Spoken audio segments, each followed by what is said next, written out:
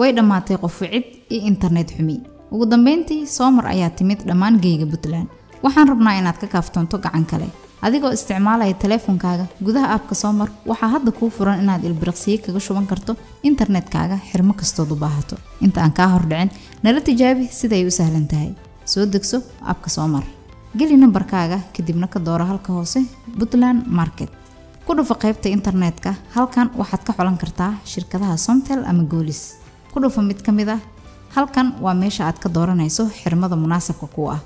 fur mid walba oo fiiri tusaale unlimited data waxa ku jira 3 package sida 47 senti oo 24 saac internet aan xad lahayn 2.47 senti isbuucle internet aan xad lahayn iyo $16 oo bil internet sidoo kale aan dhamaad lahayn hadaba inoo door xirmada koobaad halka hoos geli nambarka ay kugu soo dhacaysa daatada ku dhufo confirm riix nambarka koobaad oo u dhigmaha